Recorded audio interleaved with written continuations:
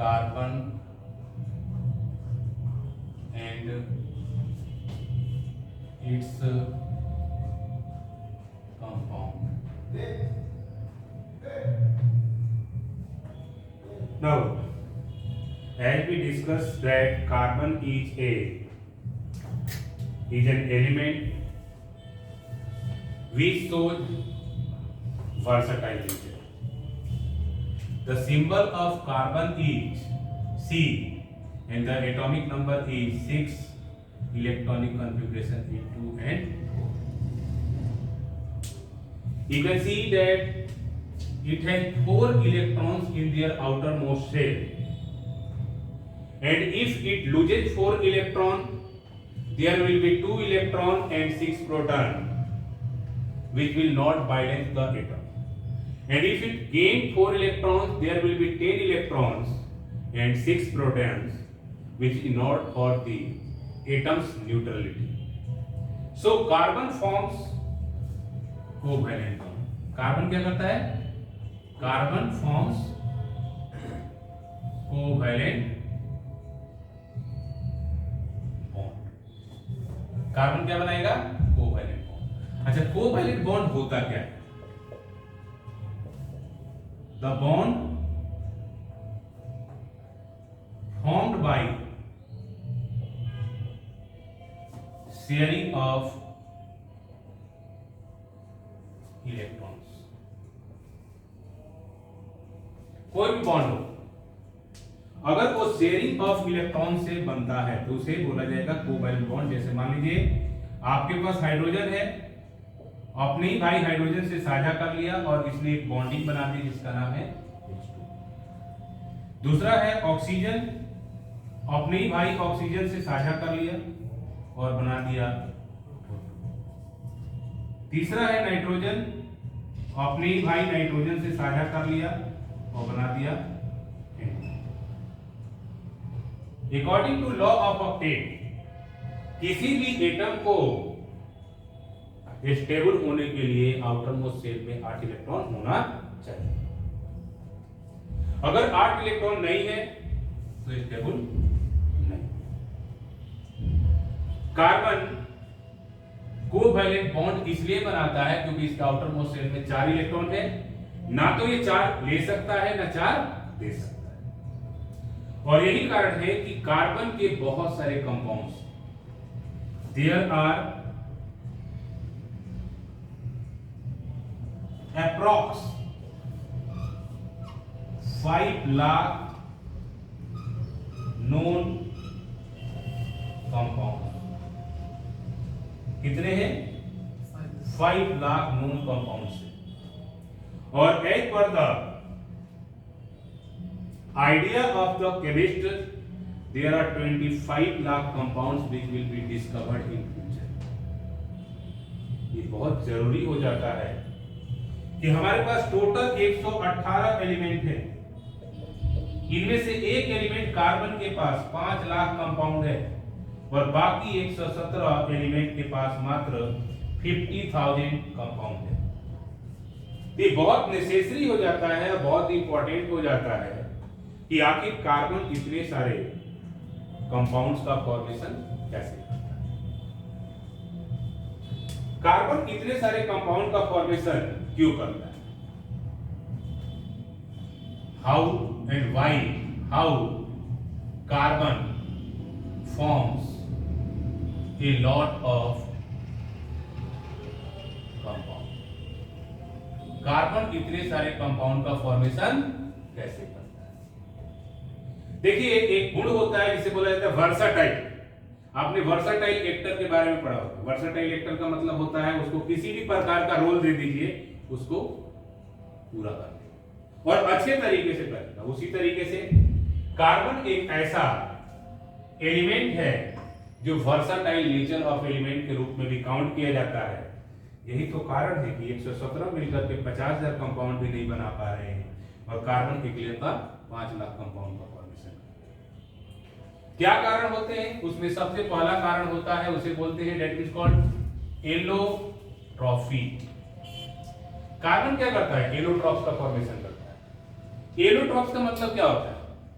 कोई भी एलिमेंट जिसका एग्जिस्टेंस डिफरेंट फॉर्म्स में होता है और ईच एंड एवरी फॉर्म का अपना अलग अलग प्रॉपर्टी होता है। कार्बन के 3 इलेक्ट्रॉन होते हैं, पहले को बोलते हैं डायमंड, दूसरा ग्रेफाइट और तीसरा C60 बकमिस्टर फ्लोरीन। अब 3 तो यही बन गए। उसके अलावा कार्बन की जो अगली प्रॉपर्टी है उसका नाम है कैटिनेशन। कार्बन अपने ही भाई से मिलकर के लंबे लंबे चैन का फॉर्मेशन करता है, इस प्रॉपर्टी को कैटिनेशन कहते हैं। जिसके अंदर इस तरीके की प्रॉपर्टी होगी उसकी फैमिली तो बहुत बड़ी होगी ना, इसलिए कार्बन की फैमिली बहुत बड़ी होती है। कैटिनेशन के बाद आइसोमेरिज्म, कार्बन आइसोमेरिज्म को शो करता है। This is a basic property of an compound in which the general formula of the compound is same but the structural formula is different। जैसे हमने पढ़ा था कि पेंटेन के 3 हमने आइसोमर्स के बारे में पढ़ा था। पहला हमने पढ़ा था नॉर्मल पेंटेन, दूसरा पढ़ा था आइसोपेंटेन और तीसरा पढ़ा था neo. This is called isomerism. और सबसे बड़ी खासियत क्या होती है इसकी? वर्सटाइल नेचर,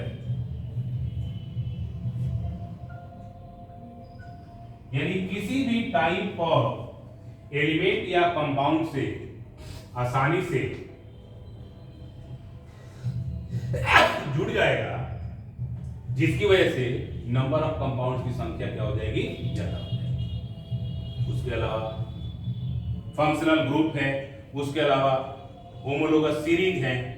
ये कुछ बेसिक प्रॉपर्टीज होती है जिसकी वजह से कार्बन इतने सारे कंपाउंड्स का फॉर्मेशन करता है। तो जैसे कि हम डिस्कस करते हैं, कार्बन इकलौता ऐसा एलिमेंट है जो बहुत सारे कंपाउंड्स का फॉर्मेशन करता है। ये डबल बॉन्ड भी बनाता है, ट्रिपल बॉन्ड भी बनाता है, सिंगल बॉन्ड भी बनाता है। 2 तरीके के कंपाउंड होते हैं हमारे पास, एक को बोलते हैं कोवेलेंट कंपाउंड और दूसरे को बोलते हैं आयनिक कंपाउंड। तो जैसे कि हम जानते हैं, कार्बन और इससे रिलेटेड जो भी कंपाउंड होते हैं उसे कॉमन नेम से जाना जाता है, that is called organic compound. किस नाम से जाना जाएगा? Organic compound. वैसे इसकी कहानी बहुत पुरानी है। वर्जिलियस नामक एक केमिस्ट था, उसने एक रूल दिया था, वाइटल थ्योरी। कौन सा थ्योरी? Vital theory. और इसके अकॉर्डिंग केवल गॉड ही ऑर्गेनिक कंपाउंड का फॉर्मेशन कर सकता था। बट इस वाइटल थ्योरी को क्रैक किया था वोहलर ने जब लैब में उसने यूरिया बनाई। और इस तरीके से आज की डेट में बहुत सारे सिंथेटिक ऑर्गेनिक कंपाउंड है हमारे आसपास। अगर कुल मिलाकर के कहा जाए तो हमारे आसपास जितने भी कंपाउंड है उसमें से 95% जो कंपाउंड्स हैं they are the organic compounds. तो सारे के सारे क्या हैं? ऑर्गेनिक कंपाउंड है। और without organic compound we can not survive nowadays because the 95% materials around us are made of organic compound. मैंने उस दिन प्रैक्टिकल करके दिखाया था कि ऑर्गेनिक कंपाउंड ऑर्गेनिक चीजों में आसानी से डिसॉल्व कर जाएगा और इनऑर्गेनिक जो होगा ऑर्गेनिक में आसानी से नहीं डिसॉल्व होगा। तो ये कुछ बेसिक प्रॉपर्टीज होती है जिसकी वजह से इतने सारे कंपाउंड का फॉर्मेशन करता है। हम लोग रिकैप कर रहे हैं, इसलिए हम इस टर्म को क्विकली स्टडी करें। अगला इंपॉर्टेंट टर्म जो है हमारे इस चैप्टर में उसका नाम है हाइड्रोकार्बन। जैसे कि नाम से ही बन रहा है, इसमें कौन कौन से कंपाउंड एलिमेंट होंगे? हाइड्रोजन प्लस कार्बन, इसे हाइड्रोकार्बन कहते हैं। हाइड्रोकार्बन में हमें इस चैप्टर में जो डिस्कस करना है वो 2 हाइड्रोकार्बन के बारे में पढ़ना है। एक का नाम है सैचुरेटेड हाइड्रोकार्बन।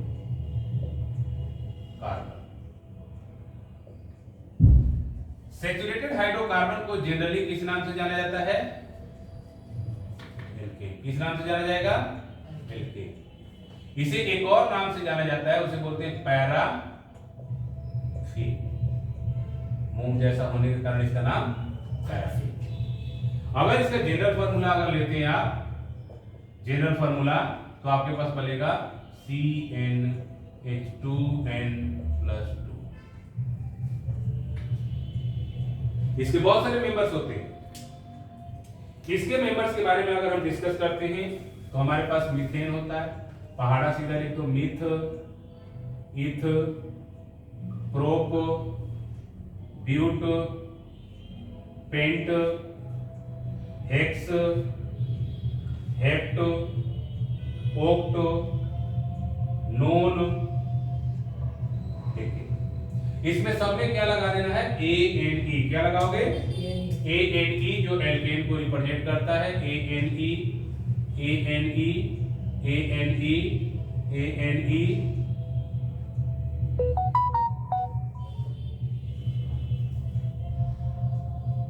ठीक है।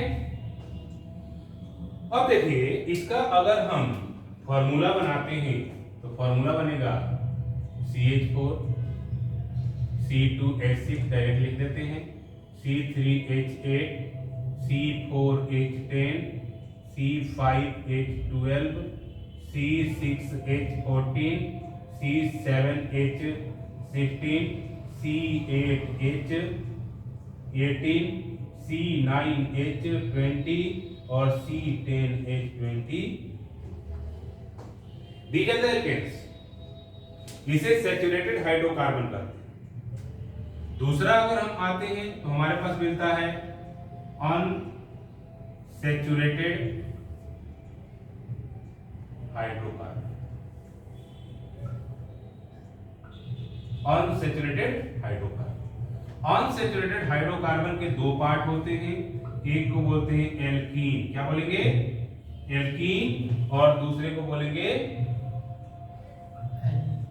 एल्काइन। Alkene, alkyne. एल्कीन का जनरल फार्मूला होगा CnH2n, where n is equal to number of carbon atom, और एल्काइन का होगा CnH2n-। इसमें अगर काउंट करेंगे तो C2H4 पहला मेंबर होता है। ध्यान रखिए एग्जाम में पूछा जाता है कि which is the first member of alkene, तो C2H2 इसे इथाइन बोलते हैं। ठीक है।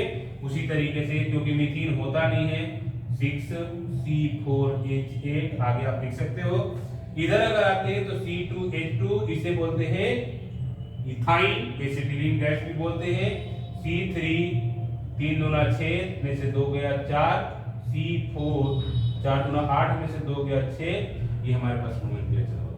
The first member of alkene is C2H4 ethene, और फर्स्ट मेंबर ऑफ एल्काइल इज इथाइन। और इसे और किस नाम से जाना जाएगा? और एसिटिलीन। ये एक गैस होती है जिसका प्रोडक्शन हमने इससे पहले जो एक्सपेरिमेंट कराया था एसिटिलीन गैस का, उसमें हमने किया था। तो that means we can say that these are the experimental setups which indicate that we have three types of the hydrocarbons. These are called alkane, alkene और alkyne. Basically इसको दो हिस्सों में डाला जाता है, एक को बोलते हैं सैचुरेटेड हाइड्रोकार्बन, दूसरे को बोलते हैं अनसैचुरेटेड हाइड्रोकार्बन। तो हमारे पास हाइड्रोकार्बन दो तरीके का है, सैचुरेटेड एंड अनसैचुरेटेड। सैचुरेटेड की बात करते हैं तो उसे एल्केन कहते हैं, पैराफिन कहते हैं। जनरल फार्मूला CnH2n+2 होता है। ये इसके फैमिली मेंबर्स होते हैं।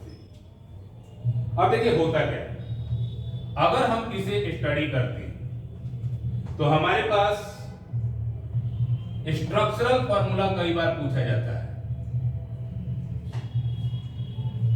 स्ट्रक्चरल फार्मूला मान लीजिए आपके पास C2H6 है, तो ये तो जनरल है, कार्बन के साथ कार्बन का अटैचमेंट कर दो और इधर हाइड्रोजन लगा दो, ये बन गया आपके पास इथेन। अगर मान लीजिए आपके पास C3H6 दे दिया, इसे क्या बोलेंगे? प्रोपीन। और इसका स्ट्रक्चर बनाना है तो कार्बन कार्बन और डबल बॉन्ड कार्बन, एक हाइड्रोजन इधर लग जाएगा, एक हाइड्रोजन इधर, एक हाइड्रोजन इधर और 3 हाइड्रोजन इधर। काउंट करो हाइड्रोजन कितने हो गए, टोटल 6 चाहिए, 6 हो गए। कार्बन 3 चाहिए, कार्बन 3 हो गए। और तीसरा अगर हमारे को पूछ देता है एसिटिलीन के बारे में, C2H2 का, इसे बोलते हैं एसिटिलीन, तो इसमें क्या होगा, कार्बन कार्बन ट्रिपल बॉन्ड होगा, एक हाइड्रोजन यहां लग जाएगा, एक हाइड्रोजन यहां लग जाएगा। कुल मिलाकर के हमें काउंट करना होता है। कार्बन के पास 6 एटम इधर और 2 ये, टोटल हो गए 8 इलेक्ट्रॉन। इस कार्बन के पास भी 6 इलेक्ट्रॉन ये और 2 इलेक्ट्रॉन ये, टोटल कितने हो गए, 8 इलेक्ट्रॉन।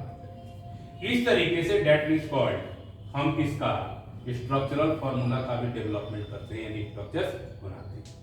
तो how many types of hydrocarbon, There are 2, saturated and unsaturated. Saturated hydrocarbons are called saturated hydrocarbons are alkane और unsaturated hydrocarbon is called alkene and alkyne. Members के बारे में अभी हमने डिस्कस कर लिया। उसके साथ साथ हमारे पास साइक्लिक हाइड्रोकार्बन भी होते हैं। Cyclic hydrocarbons are 2 type of hydrocarbons which is found in the form of ring, जिसमें बेंजोइड होते हैं, एक बेंजीन रिंग वाला होता है और एक नॉन बेंजीन रिंग वाला होता है। ठीक है, बेंजीन रिंग वाले में, बेंजीन का अगर हम स्ट्रक्चर के बारे में डिस्कस करते हैं तो बेंजीन जो होता है उसका जो फार्मूला होता है बेंजीन, ये साइक्लिक हाइड्रोकार्बन है C6H6। और ये पूछा जाता है एग्जाम में, मान लीजिए ये कार्बन है, इधर भी एक कार्बन है, नीचे भी कार्बन है, नीचे भी कार्बन है, यहाँ कार्बन है 3 और एक यहाँ कार्बन है। और इसमें क्या होगा, यहाँ हाइड्रोजन लग जाएगा, यहाँ हाइड्रोजन लग जाएगा, इधर हाइड्रोजन लग जाएगा, इधर हाइड्रोजन लग जाएगा, इधर हाइड्रोजन लग जाएगा, इधर हाइड्रोजन लग जाएगा। एक छोड़ के दूसरे पे क्या करना है, आपको डबल बॉन्डिंग लगा देना। ठीक है, इसे बेंजीन कहते हैं। बेंजीन रिंग को बार बार एग्जाम में पूछा जाता है, this is A repeated type of question, और इसका स्ट्रक्चर हमें प्रॉपर तरीके से आना चाहिए। अगर ये प्रॉपर तरीके से हमें नहीं आता है तो दैट मींस कॉल्ड, हम एग्जाम में किसी भी क्वेश्चन को प्रॉपर तरीके से नहीं कर पाएंगे। इसीलिए कहा जाता है कि जो भी कंसेप्ट है उस कंसेप्ट को प्रॉपर तरीके से स्टडी कीजिए, एनालिसिस कीजिए, जिससे कि आपको किसी भी प्रकार का कोई इशू ना हो और आप एग्जाम में आसानी से इन सब चीजों को क्रैक कर सकें। क्योंकि ये चैप्टर बहुत ही आसान है और थ्योरेटिकल है, इसमें प्रैक्टिकल सेशन कुछ भी नहीं है, तो आप इसे इजीली हैंडल भी कर सकते हो अगर आप प्रॉपर तरीके से स्टडी करते हैं तो। अगर इसे स्टडी नहीं करते हैं तो आपके लिए समस्या है। ठीक है, तो आपके पास हाइड्रोकार्बन क्या होते हैं, the compound of hydrogen and carbon. कितने टाइप के हो गए, 2 टाइप के, saturated hydrocarbon and unsaturated hydrocarbon. Saturated hydrocarbon को क्या बोलेंगे, एल्केन और पैराफिन। जनरल फार्मूला होगा CnH2n+2। अनसैचुरेटेड हाइड्रोकार्बन की बात करते हैं तो एल्कीन हो गया और एल्काइन हो गया। एल्कीन में CnH2n हो गया, इसका अगर पहला मेंबर फाइंड आउट करोगे तो इथीन हो जाएगा। एल्काइन का जनरल फार्मूला CnH2n-2 होता है और इसका पहला मेंबर अगर फाइंड आउट करोगे तो इथाइन। ठीक है, अब चलते हैं अगले काम। देखिए, कार्बन एक ऐसा एलिमेंट है जो इतने सारे कंपाउंड का फॉर्मेशन करता है। मैं तो कहता हूं अपने लाइफ में कार्बन बनने की कोशिश करो, क्योंकि कार्बन बनोगे तो ऑटोमेटिकली आपका नेचर वर्सटाइल नेचर होगा, आपके पास कोई दुश्मन नहीं होगा, सारे के सारे दोस्त होंगे, और दोस्त होंगे तो ऑटोमेटिकली आप तरक्की करोगे। ठीक है, तो कार्बन बनने की कोशिश कीजिए लाइफ में, जिससे कि आप लाइफ में कुछ कर सकें। अब आपके पास है फंक्शनल ग्रुप। देखिए, मैंने बताया था कि कार्बन के इतने सारे कंपाउंड होने में फंक्शनल ग्रुप का भी अपना एक इंपॉर्टेंट योगदान है। जैसे मान लीजिए OH है, मैंने बताया था इसे हाइड्रोक्सी ग्रुप कहते हैं, COOH है, OH ग्रुप कहते हैं। इसी तरीके से हमारे पास COO है, इस तरीके की बॉन्डिंग है। ठीक है, इसे हम बोलते हैं कीटोन। CHO है, इसे बोलते हैं एल्डिहाइड। उसी तरीके से अगर हाइड्रोजन हो सकता है, क्लोरीन हो सकता है, ब्रोमीन हो सकता है, आयोडीन हो सकता है, इसे हाइड्रोजन कहते हैं। ये स्पेशली क्या करते हैं, जो ओरिजिनल क्वालिटी होती है किसी कंपाउंड की, आफ्टर एडिंग ऑफ दिस उसकी क्वालिटी चेंज हो जाती है। जैसे मान लीजिए आपके पास क्या है, मीथेन। जनरल फॉर्मूला क्या है, CH4। और इसमें क्या हुआ कि ये मिथाइल बन गया और मिथाइल के साथ एक OH ग्रुप जुड़ गया, इसे बोला गया मीथेन।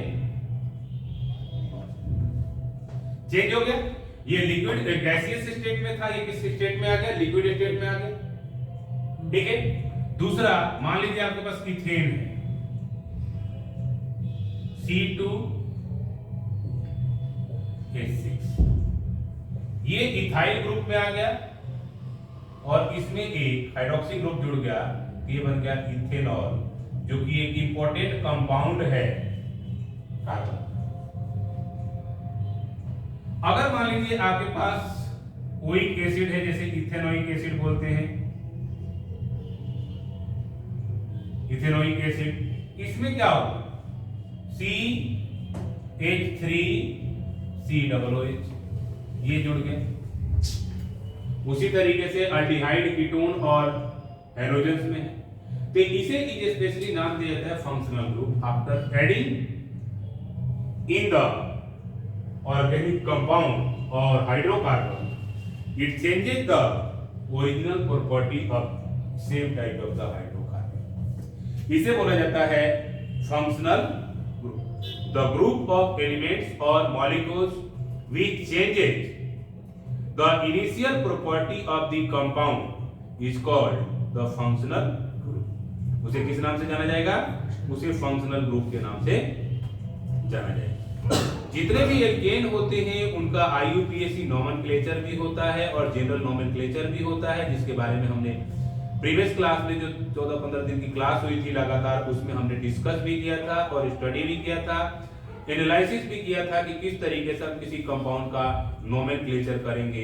कंपाउंड के नोमेनक्लेचर के लिए जरूरी है कि हमें फंक्शनल ग्रुप के बारे में पता हो, उसके साथ साथ जो उसके रूल्स रेगुलेशंस है, जैसे लॉन्गेस्ट चेन रूल होता है, उसके बाद जो फंक्शनल ग्रुप होता है उसको स्टडी करना होता है, ये हमें प्रॉपर तरीके से आना चाहिए, तभी जाकर के हम क्या कर सकते हैं, किसी भी ऑर्गेनिक कंपाउंड का नोमेनक्लेचर कर सकते हैं। अब आते हैं होमोलोगस सीरीज के बारे में। होमोलोगस सीरीज, मैंने बताया था कि कार्बन की एक और खासियत होती है, ये एक सीरीज बनाता है एलिमेंट का, जिसे बोलते हैं होमोलोगस सीरीज। और होमोलोगस सीरीज डिफर करता है CH2 से। बाय मॉलिक्यूलर फार्मूला ये CH2 से डिफर करेगा, और एटॉमिक मास के हिसाब से अगर कैलकुलेट करते हैं तो हाइड्रोजन का 2 और 1 इंटू 2 एटम है इसके, तो टोटल हो गया 14 U। एटॉमिक मास के बेस पे अगर हम स्टडी करते हैं तो 14 U का डिफरेंस होता है। जैसे मान लीजिए अगर हम एल्केन की बात करते हैं तो CH4 हो गया, C2H6 हो गया, C3H8 हो गया, C4H10 हो गया। अब इसके बीच का CH2 होगा, CH4, इसके बीच का डिफरेंस होता है CH2, इसके बीच का डिफरेंस CH2, इसके बीच का difference CH2। But functional homologous series की एक खासियत है कि सिमिलर फैमिली के मेंबर होने चाहिए।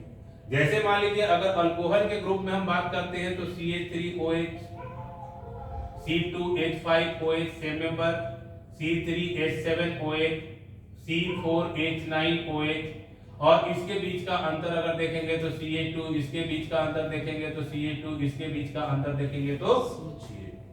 तो किसी भी टाइप, जैसे मान लीजिए आप एल्कीन का एल्काइन का ले लेते हैं, C2H4, C3H6, C4H8, C5H10, इसके बीच का डिफरेंस CH2, इसके बीच का डिफरेंस CH2, इसके बीच का डिफरेंस CH2। तो इसे ही स्पेशली क्या नाम दिया जाएगा, homologous series. Differ by CH2 bye molecular formula and differ by 14U bye atomic mass. Exam में बार बार पूछा जाता है what is homologous series, right the properties, लिखवाया हुआ है। और एक नंबर का क्वेश्चन आता है कि the homologous series differ by the molecular formula, differ by the atomic mass. ये क्वेश्चन हर साल रिपीट किया जाता है, इसलिए इसका प्रॉपर स्टडी करना जरूरी है। हम लोग रिकैप कर रहे हैं और रिकैप में आपको बस मेन चीजों के बारे में बताया जा रहा है, इसलिए आपको इस पूरे चैप्टर को अभी फिर से दोबारा स्टडी करना है और स्टडी करके जितने भी डाउट्स होते हैं आपको पूछना होगा, ठीक है। तो अभी हमने दो चीजें पढ़ी, functional group and homologous series. Functional group and homologous series, ठीक है। कोई डाउट? अब आते हैं chemical properties of carbon compound. Chemical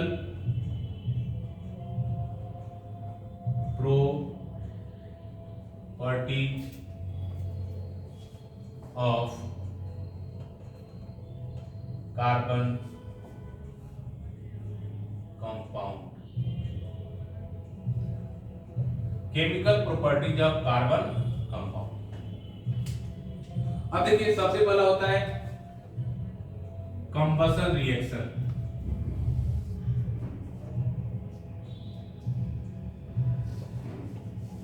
पहला कंबशन रिएक्शन, यानी जब भी किसी कार्बन कंपाउंड को जलाओगे तेज स्पेशली धुआं निकलेगा, यानी कार्बन कंपाउंड कंबशन रिएक्शन को शो करता है। कार्बन कंपाउंड ऑक्सीडेशन को शो करता है। ऑक्सीडेशन क्या होता है? Adding of oxygen. किसी भी रिएक्शन में जब ऑक्सीजन का एडिशन होगा उसे ऑक्सीडेशन के नाम से जानते हैं। कार्बन के जो कंपाउंड होते हैं ऑक्सीडेशन को शो करते हैं। उसके अलावा एडिशन रिएक्शन को भी शो करते हैं। आपने हाइड्रोजनेशन के बारे में पढ़ा होगा, ये भी एग्जाम में बहुत ज्यादा पूछा जाता है। Hydrogenation, this is a type of addition reaction in which when unsaturated hydrocarbon reacts with hydrogen in the presence of nickel and palladium, it gives saturated hydrocarbon. This is called hydrogenation. जितने भी आपके पास vegetable oils है, इन vegetable oils को packing करने के लिए, solid बनाने के लिए हाइड्रोजनेशन टेक्निक का इस्तेमाल किया जाता है, जिससे कि ट्रांसपोर्टेशन इजी हो जाए, ठीक है। हाइड्रोजनेशन के अलावा जो चौथा होता है सब्स्टिट्यूशन रिएक्शन। यानी ये जो होते हैं ये कौन सा रिएक्शन शो करते हैं? सब्स्टिट्यूशन रिएक्शन को भी शो करते हैं। तो हम कह सकते हैं कि इज स्पेशली जो कार्बन होता है या कार्बन की जो फैमिली होती है वो इस तरीके के रिएक्शंस को भी शो करते हैं। कार्बन के कुछ इंपॉर्टेंट कंपाउंड्स होते हैं। Important compound of carbon. देखिए दो ही इंपॉर्टेंट कंपाउंड के बारे में हमें डिस्कस करना है। वैसे तो कार्बन के 5 लाख कंपाउंड्स अभी हमने पढ़ा, लेकिन दो इंपॉर्टेंट कंपाउंड आपको डिस्कस करना है आपके अपनी क्लास में, जिसमें सबसे पहला जो कंपाउंड होगा आपके पास वो होगा इथेनॉल। कौन सा होगा? इथेनॉल।